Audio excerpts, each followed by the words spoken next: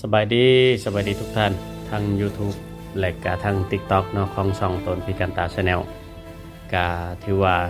มื้อนี้ก็เป็นอีกมื้อหนึงเนาะที่มีโอกาสว่างๆก็เลยมานั่งเว้านั่งว่านั่งจมกับพี่กับน้องเบิดสู่คนเนาะก็ถือว่าอ่าสงกรานต์ปีใหม่ลาวก็ยับเหมาะจอจันกันเข้ามาเลยได้บางคนก็กินเลี้ยงเฉลิมฉลองผูกคอต่อแขนเพื่อเป็นสิริมงคลอยู่กับมีมือนี้ก็ได้เนาะแล้วก็ถือว่าหลายหม่องหลายบ่อนได้ส่วนทางสมาคมคนพิการตาแขวงชวนาเขตทางนี้ก็เรียบร้อยเลยเด้อแต่เมื่อวานนี้เนาะปีใหม่ปีนี้เนาะสงกรานต์ปีนี้ก็อวยชัยให้พรให้กับสุขสุขคนเนาะจงมีความสุขกายสุขใจขอให้เล่นโดยความมนความซื่นเนาะเล่นปีใหม่เล่นสงกรานต์ปีนี้ก็ได้ขอให้มีตั้งแต่สิ่งดีๆเข้ามาเด้อให้มีแต่เงินไหลนองท้องไหลมาเงินดอลลาร์ไหลเข้าเบิดสู่คนเนาะสำหรับผู้ที่เฮ็ดงานได้กลับบ้านหาครอบครัวก็ขอให้เดินทางกลับบ้านด้วยความสวัสดิภาพปลอดภัยเนาะสำหรับผู้ที่บ่ได้กลับบ้านก็ขอให้มีความสุขเนาะกะเธอบ่เป็นหยังปีนี้เฮาบ่ได้กลับปีหน้าเฮากะจังค่อยกลับไปก็ได้เนาะก็ถือว่า โอ้ยใส่พรทุกท่านนั่นแหละ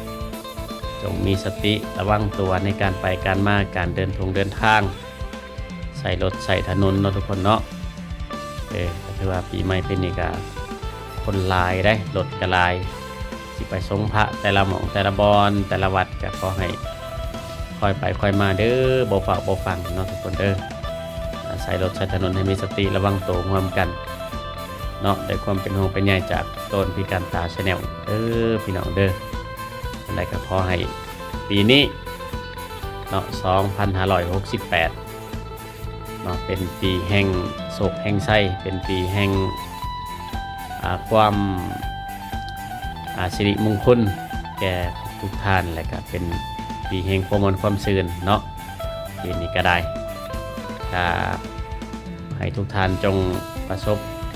แต่สิ่งดีๆเดี๋ยวปีใหม่ปีนี้ก็ได้เนาะ